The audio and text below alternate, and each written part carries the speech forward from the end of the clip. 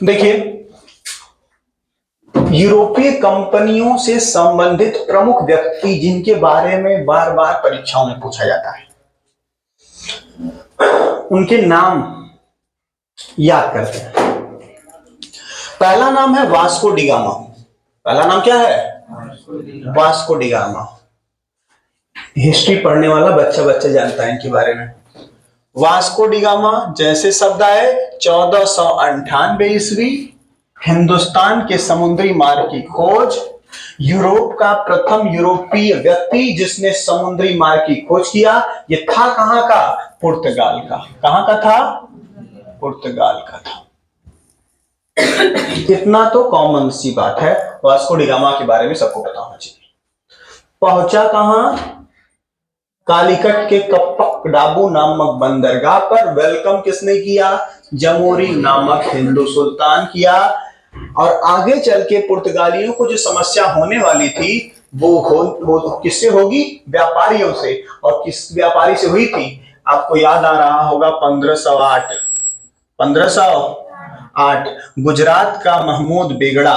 गुजरात का महमूद बेगड़ा और मिस्र का सेना और तुर्की की सेना, तो तीनों व्यापार किया करते थे ना जी। तीनों ने डिस्टर्ब किया था किस युद्ध में?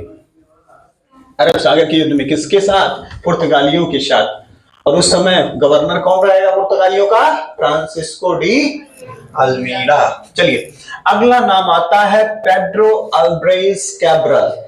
Pedro Alvares Cabral. Pedro Alvares Cabral सन 1500 ईस्वी में पुर्तगाली व्यापारी था जो वास्को डी गामा के पश्चात आया। सन 1500 ईस्वी में वास्को डी गामा दो बार, 1498 में ईस्वी में आया और सन 1502 ईस्वी में आया। पेड्रो अल्ब्रेज कैब्रल सन 1500 ईस्वी में आया, यानी दूसरा व्यापारी, दूसरा पुर्तगाली जो भारत आया, उसका नाम पेड्रो अल्ब्रेज कैब्रल था। क्या था? Pedro Alvares Cabral. अगला नाम आता है महत्वपूर्ण, Francisco de Almeida. Francisco de Almeida पुर्तगाल से भारत में प्रथम गवर्नर या प्रथम वायसराय बन के भारत आया। प्रथम वायसराय बन करके पुर्तगालियों का 1505 से 1509 ईस्वी के बीच में यह पुर्तगाल से हिंदुस्तान आया। पुर्तगाल से कहां आया? हिंदुस्तान आया। क्या बन करके? प्रथम वायसराय। और इसने पुर्तगालियों की भारत में राजधानी कोचीन को बनाया। किसको बनाया? ये वही व्यक्ति है जिसने हिंद महासागर और अरब सागर में शांत जल नीति, ब्लू वाटर पॉलिसी को अपनाया। ये वही व्यक्ति है जिसका संघर्ष हुआ था गुजरात के सुल्तान महमूद बेगड़ा, मिस्र की सेना और तुर्की की सेना के साथ। अगला नाम आता है जॉन मिल्डन हॉल का। यूरोप से भारत आने वाले प्रमुख नामों में अगला नाम आता है जॉन मिल्डन हॉल का। John Mildenhall. अब पुर्तगाल का नहीं है, पुर्तगाल की बात हो रही है तो एक पुर्तगाली और देख लीजिएगा, अल्फांसो डी अल्बू। महत्वपूर्ण नाम, अल्फांसो डी अल्बुकर्क को पुर्तगालियों का हिंदुस्तान में पुर्तगालियों का वास्तविक संस्थापक किसे कहा जाता है? किस वायसराय को कहा जाता है? तो आप कहिएगा फ्रांसिस्को डी अल्बू, अल्फांसो डी अल्बू वास्तविक संस्था। भारत में ये क्या था?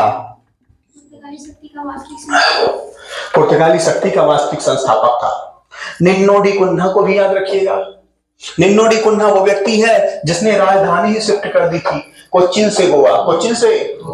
लेकिन अल्फांसो डी अल्बुकर्क वो व्यक्ति है जिसने गोवा को जीता था। किससे? बीजापुर से। किससे जी? बीजापुर के आदिल शाह से। बीजापुर के चला बीजापुर के आदिल शाह से। अगला जिन जॉन मिल्टन हॉल की बात करते हैं, जॉन मिल्टन हॉल सन 1599 ईस्वी में अस्थल मार्ग द्वारा, किस मार्ग द्वारा? अस्थल मार्ग द्वारा भारत में आने वाला प्रथम व्यापारी व्यक्ति था, जो ब्रिटिश था, ब्रिटिश नागरिक था, ब्रिटिश व्यापारी था। कौन? John Milton hall. John Milton hall Bharat आता है 1599 ईस्वी में। कितने साल बाद? कितने साल बाद? अंग्रेज, अरे सॉरी, वास्को डी गामा 1498 में ही आ गए, और ये कब आ गया? 1500, लगभग 100 साल, लगभग 100 साल से ज्यादा ही कम नहीं। जब वो भारत आया तो भारत की व्यापारिक परिस्थितियां देखकर, व्यापारिक परिस्थितियां देख करके खुश हो गया कि हो, यहाँ पे तो बहुत सारी अपॉर्चुनिटी है, अगर हम लोग भी अभी आ जाए हिंदुस्तान में तो कोई ज्यादा दिक्कत की बात नहीं है। और याद करिए, जब वो आया होगा तो हिंदुस्तान में दिल्ली सल्तनत का सुल्तान कौन रहा होगा? अकबर। कौन? कौन? अकबर था। कौन था? अकबर था। तो जब जॉन मिल्टन हॉल आया तो कौन था? अकबर था। लेकिन यह भी याद रखना है कि अकबर के दरबार में जाने वाले शिष्टमंडल का प्रमुख जॉन मिल्टन हॉल नहीं था। फिर कौन था? फादर मानसरेट था। कौन था? फादर मानसरेट अकबर के दरबार में जाने वाला, अकबर के दरबार में जाने वाला प्रथम शिष्टमंडल का प्रमुख था। प्रथम शिष्टमंडल का प्रमुख था। इतनी बात होगी।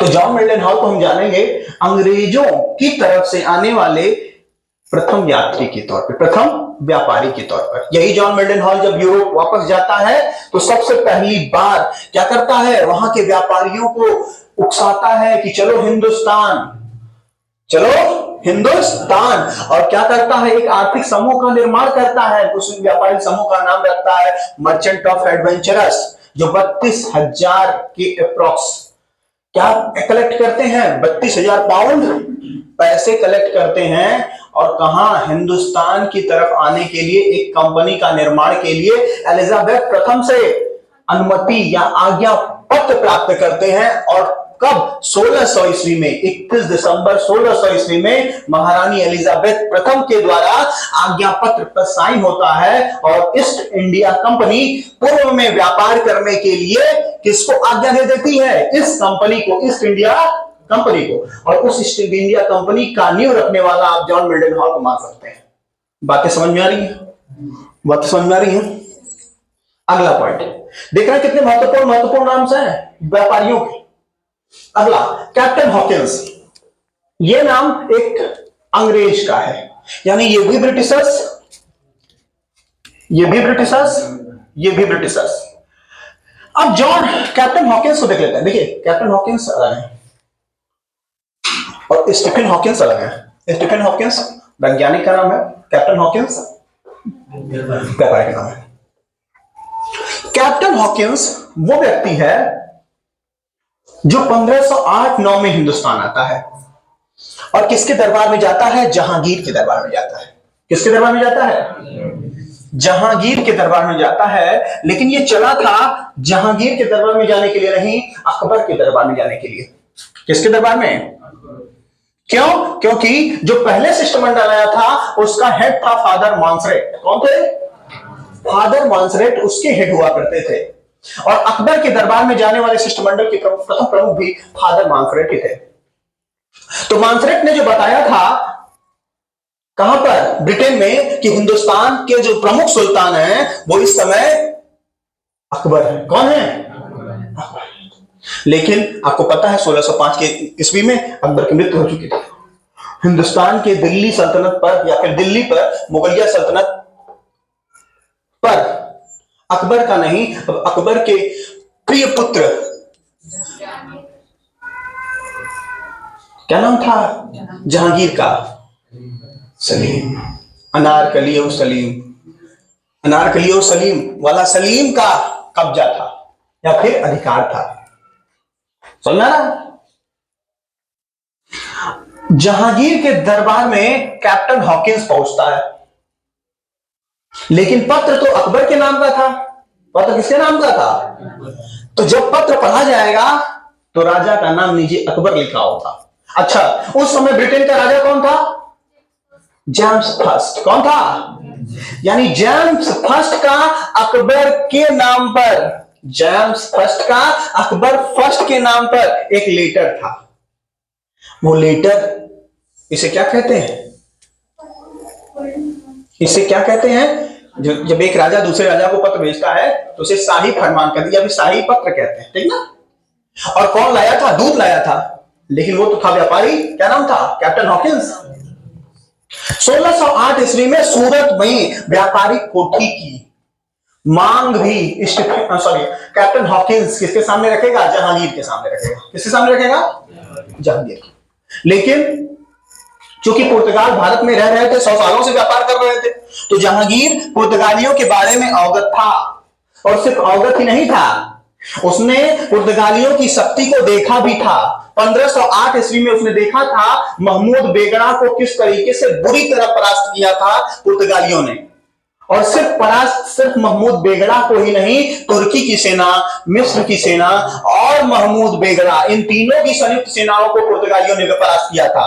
इससे मुगलिया सल्तनत के दिमाग में यह था कि यूरोप से आने वाले लोगों में सबसे आगे, सबसे समृद्ध और सबसे शक्तिशाली कोई है तो पुर्तगाली है। कौन है?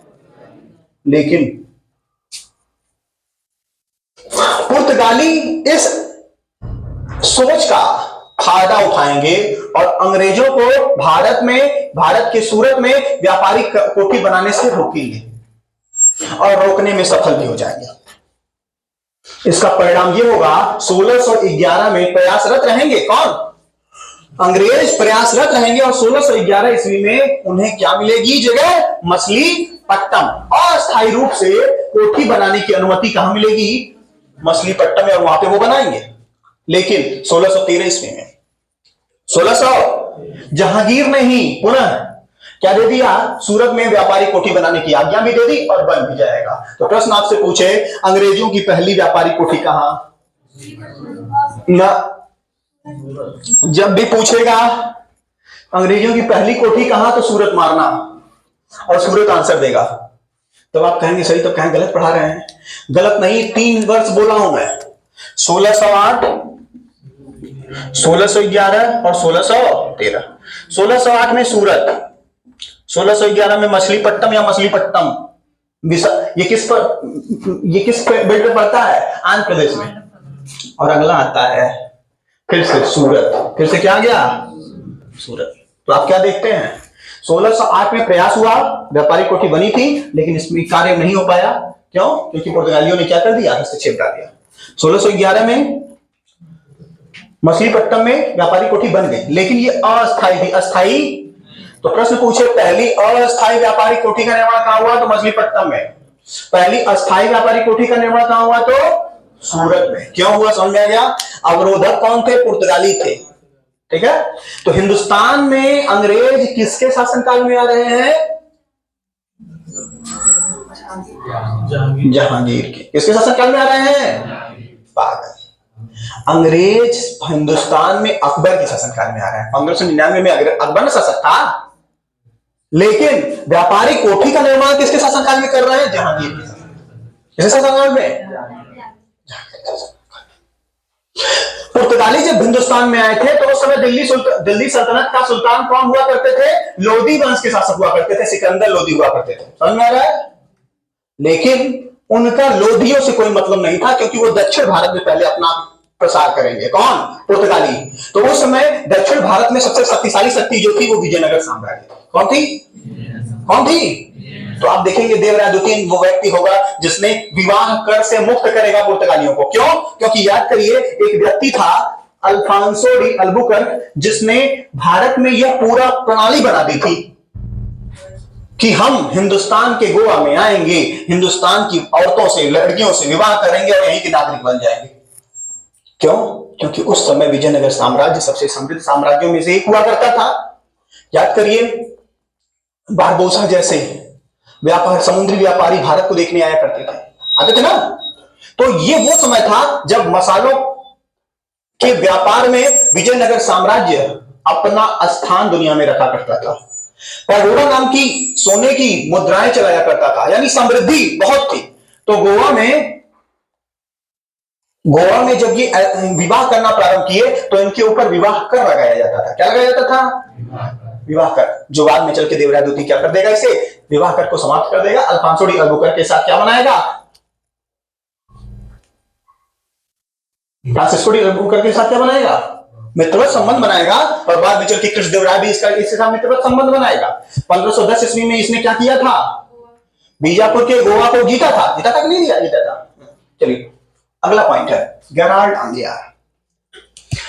अगला पॉइंट आता है गेराल्ड अंगियार का। गेराल्ड अंगियार बंबई द्वीप, मुंबई एक द्वीप है, समझ में आ रहा है? बंबई एक द्वीप था जिसको मात्र 10 पाउंड के वार्षिक किराए पर किसको दिया था? ईस्ट इंडिया कंपनी को जेम्स फर्स्ट ने दिया था। अब ये जेम्स फर्स्ट कौन है? जेम्स फर्स्ट की चार्ल्स फर्स्ट?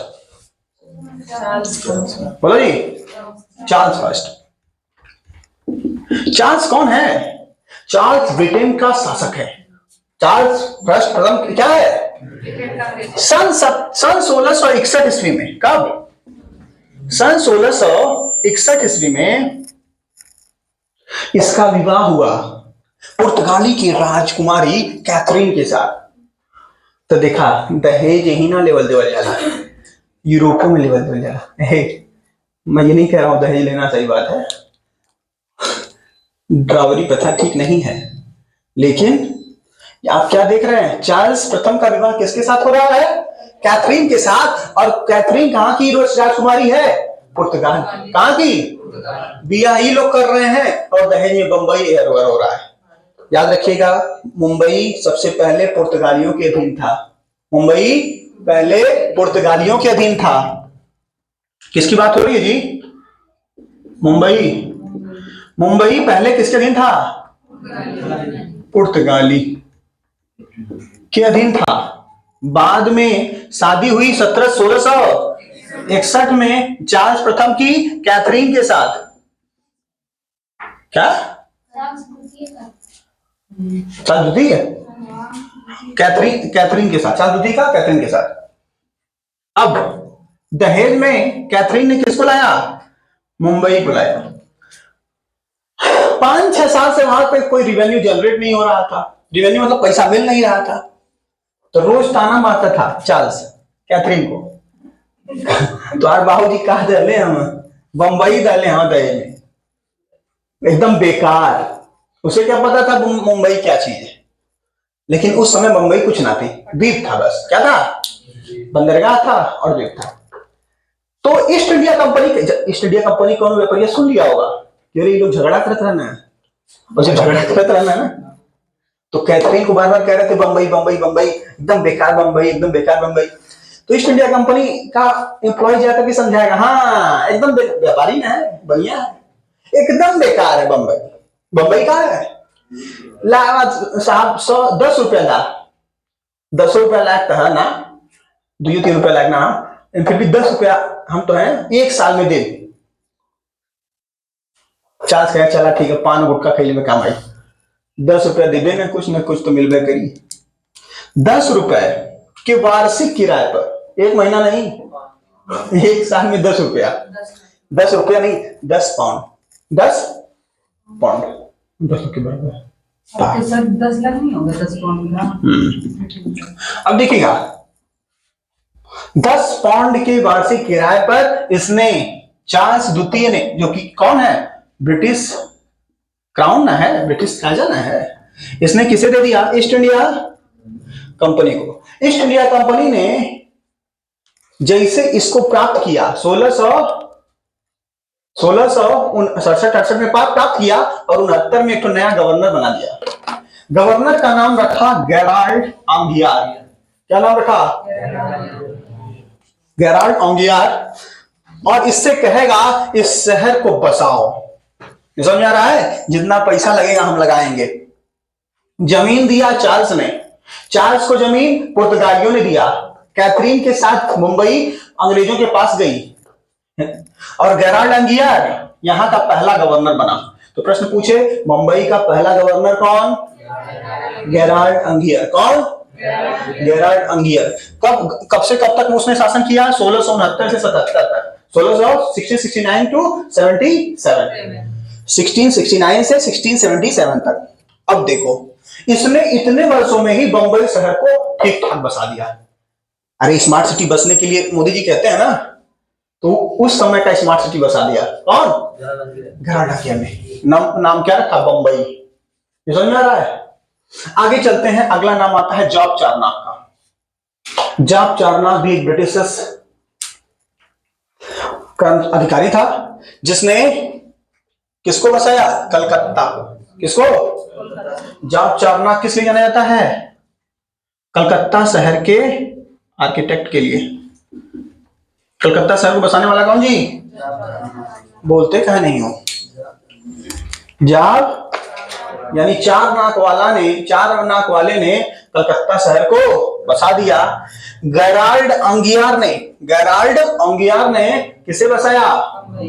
बंबई शहर को। देखिए बहुत महत्वपूर्ण है, बहुत महत्वपूर्ण है। दिल्ली हमारी राजधानी, नई दिल्ली को बसाने वाला एडवर्ड लुटियंस। कौन है जी? राय सिन्हा हिल्स पर एडवर्ड लुटियंस ने किसे बसाया?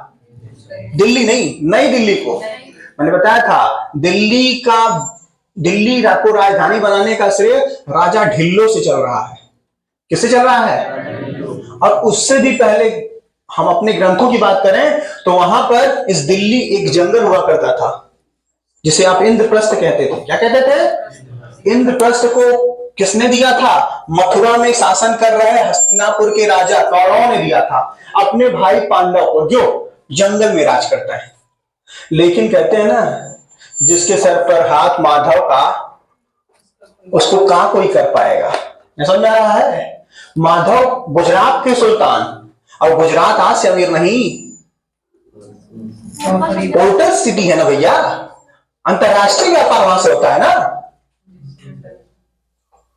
कृष्ण भगवान कहेंगे अर्जुन से, अरे मर्द तोके का कमी बे, तुम्हारा मित्र हूं मैं, और इंटरनेशनल मार्केट में हमारी पहचान है। ठीक है, पैसे की आवश्यकता नहीं है। बताओ, WMF क्या बोलते हैं, IMF से लोन दिलवा दूं, वर्ल्ड बैंक से दिलवा दूं, फोन करने की भी जरूरत नहीं है, खाली हमारा नाम बता देना, कृष्ण भगवान भेजे। भगवान से पहले राजा भी तो है, भगवान तो उपाधि बाद में देते हैं लोग। कहां के? द्वारिका के। आज भी द्वारिका, देखिए द्वारिका आज भी है, जाइएगा, वहां की सरकार समुद्र में दब चुकी है द्वारिका, लेकिन है तो द्वारिका में पैसा लगता है। सरकार समुद्र के अंदर डुबाएगी, आपको दिखाएगी कैसा था कृष्ण भगवान का महल। नहीं जा पाओगे, कोनो बात नहीं, यूट्यूब पे डाल देना, द्वारिका सिटी इस समय डूब चुकी है, वास्तव में थी। समझ में आ रही बात? अब चलते हैं आगे, देखते हैं।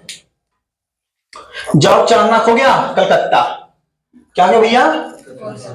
हाँ सुनो, फिरोज शाह तुगलक भी बसाया दिल्ली, अलग अलग बसाया ना, तुगलकाबाद वाली दिल्ली, तुगलकों ने की दिल्ली। तो दिल्ली बड़ी है, यहाँ पे बहुत लोगों ने दिल्ली को बसाया है, अलग अलग राजधानी बनाई है, लेकिन नई दिल्ली इस समय की हमारी राजधानी है। नई दिल्ली समझ में आ रहा है? इंद्रप्रस्थ वाली दिल्ली युधिष्ठिर की दिल्ली थी, आज भी जाओगे तो इंद्रप्रस्थ पड़ेगा। ठीक है, मेट्रो बैठ जाओगे ना तो बोलेगा next station is Indraprastha, the gate will be open right side, please keep away from the door. बहुत चिल्लाता है कौन? मेट्रो वाला। देखिए नई दिल्ली जो है वो किसने बसाया? एडवर्ड लुटियंस ने। कितना सही व्यक्ति को सब चुने थे, एडवर्ड। जाने अनजाने में अंग्रेजों ने अपना असली नाम भी बता दिया, एडवर्ड लुटियंस। अंग्रेजों ने कहा हम वही हैं जो लूटने आए हैं। तुमको लूटने कौन आया है? एडवर्ड आया है। कौन आया है? ऐसे भी याद रख देना, लुटियन लोगों ने लुटियन ने क्या बसाई? कहां बसाई? अरावली की रायसीना हिल्स पे बसाई है। रायसीना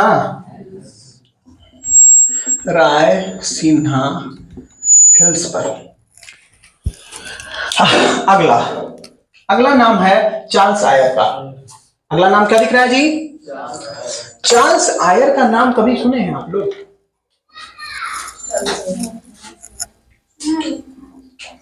अभी लिखवाया था। चार्ल्स आयर कौन है?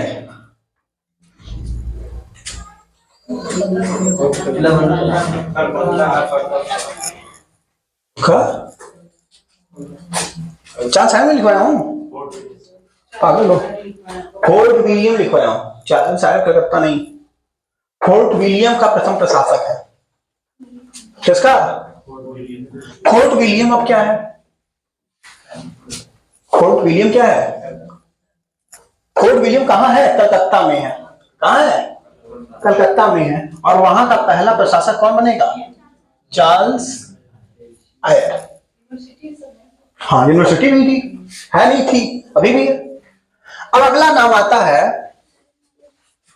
चार्ल्स आयर का नाम इंपॉर्टेंट रखिएगा। क्यों? क्योंकि इसका संबंध किससे भी है? प्रशासक है ना किसका? फोर्ट विलियम का। फोर्ट विलियम का प्रशासक है।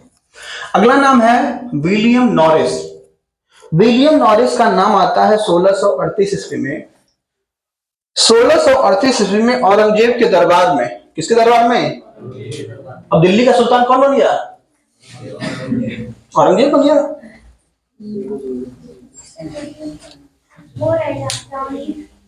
1638 में कौन रहेगा? है जहांगीर ही रहेगा ना।